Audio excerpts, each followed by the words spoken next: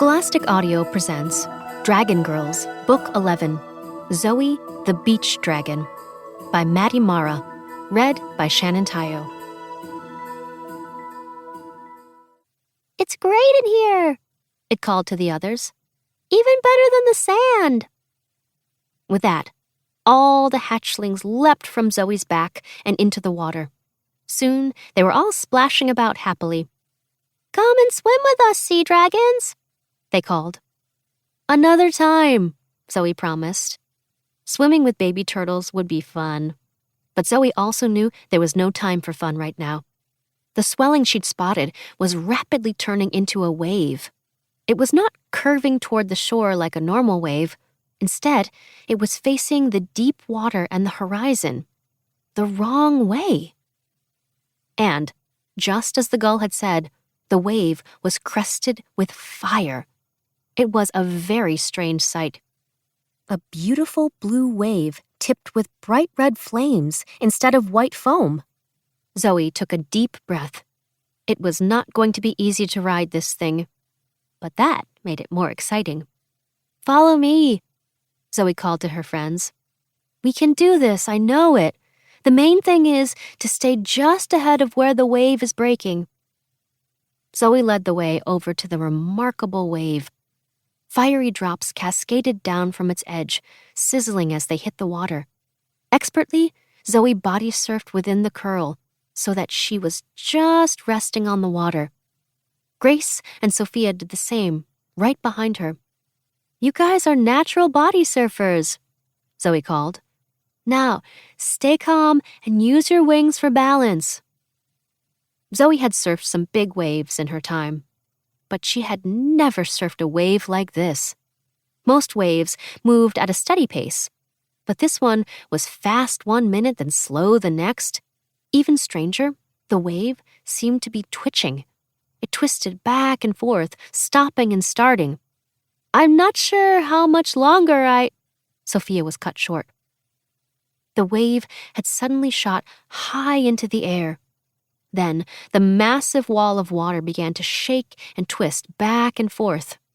It was like a wild horse trying to buck off the sea dragons. Fiery sparks rained down around them, hissing as the water evaporated.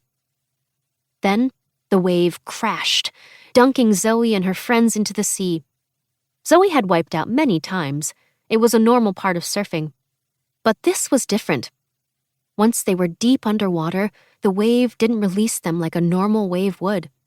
Instead, it gripped onto them, spinning them around. Over and over, the 3 sea dragons tumbled like socks in a washing machine. Even worse, the fiery sparks from the crest of the wave were swirling in the water too.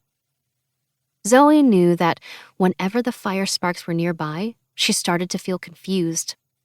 This time was worse than ever. She tried to look through the churning water. Which way was up? Then she started to wonder why they had been surfing in the first place. Her thoughts swirled. Zoe closed her eyes, trying to get her mind in order. Suddenly, she heard a familiar voice in her ear. "Hold pause with your friends," said the voice. "That will steady you all." Splashy? Zoe opened her eyes. Sure enough, swishing along beside her was the little pixie penguin. Just seeing her bright purple wings made Zoe feel better.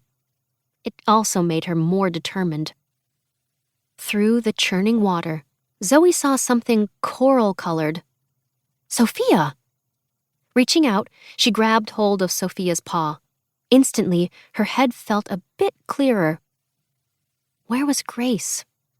There she was. Zoe took hold of Grace's paw, and Sophia took hold of Grace's other one. Now they had formed a circle. Zoe felt power surge through her. The swirling water steadied for a moment, but Zoe sensed that their ordeal was not over.